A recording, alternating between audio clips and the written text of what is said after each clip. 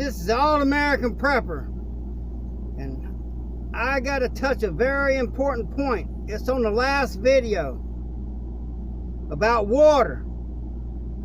You need to have some at home. Now, I got water put back for drinking, but I didn't think about putting back water for my garden. Now I'm having to go all the way down to the river, just a mile away, and carry 5-gallon buckets, one in each arm, back and water my plants. That's rough. Now, in a true survival situation, I just don't think it'd be calorie worth it. I had to put so much muscle, I had to put on my war paint. And honestly, it's sunscreen. My face burns up out there. My bloodline's Norwegian. I don't know why my family come to Florida. Anyhow, I'm down here in this heat. And I'm down. They say some hogs just laying down there. So I'm going back with this right here. And I'm going to get me a hog. So it was worth that trip down there. So I reckon what I would do, if you had a long ways to go to get water, turn it into a hunting trip. And, you know, if things are that bad, you need to be on your defensive position. You know, next trip I'll go down there, I'm going to wear my body armor, because that stuff's heavy, and my backpack, to just mocking a bug out situation. Because I'm going to tell you, carrying them 5-gallon buckets back, the All-American Prepper's in good shape, but he ain't as in as good of a shape as I thought I was, I'll tell you that. So that's why I got so many videos that you, because this is our channel, that y'all are not watching. You need to go to my playlist, and just bear with me. You need to go to my playlist and look at the wild edibles. Because while I'm out here busting my rear end doing all this gardening, which, okay, that's part of prepping, and I do get a lot of food out of the garden. Still though, while I'm doing all that work, I'm looking around and there's wild edibles everywhere that I didn't have to grow. I don't have to water. It don't matter. They just live naturally.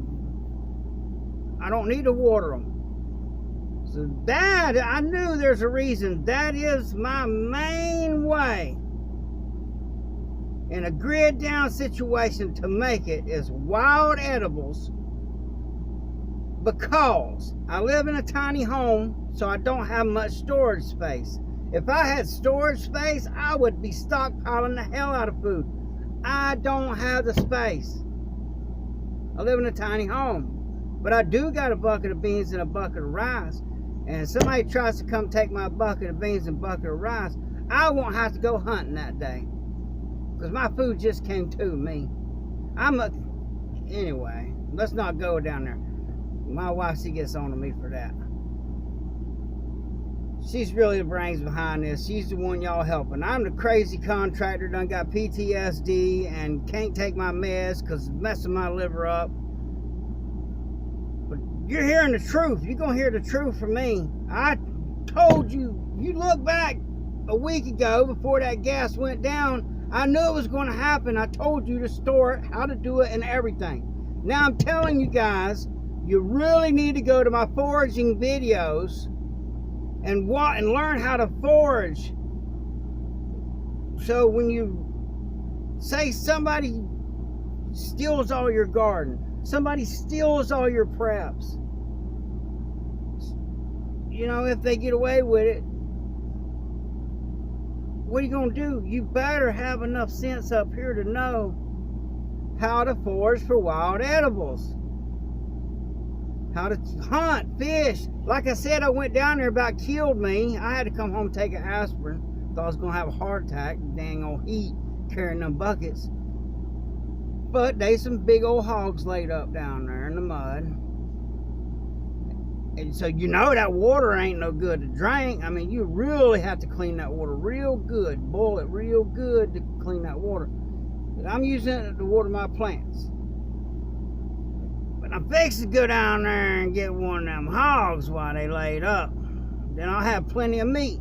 Now I know why hunting is so important. See, down here in the South, we can grow stuff all year. I can forage all year.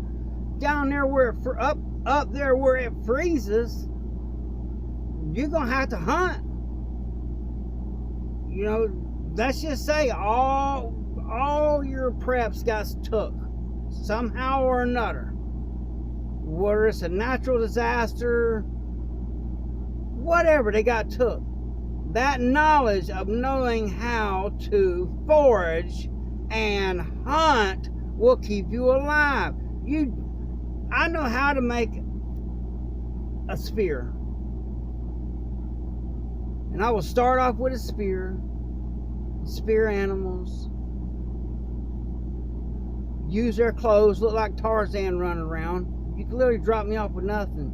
And after a while, I'm going to have bow and spear, and I'm going to find something to cut with. There's aluminum cans everywhere. There's metal everywhere. I will survive. But a lot of it is your mentality. So you really need to go on my videos.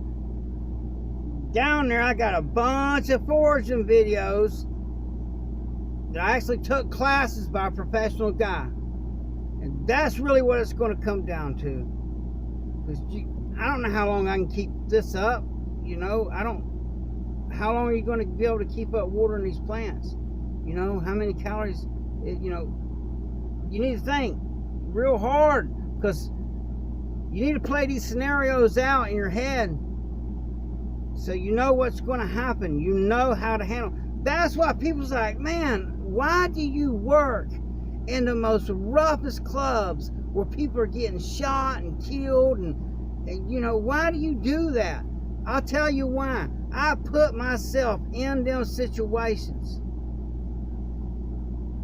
on purpose. That way, I know how to handle it.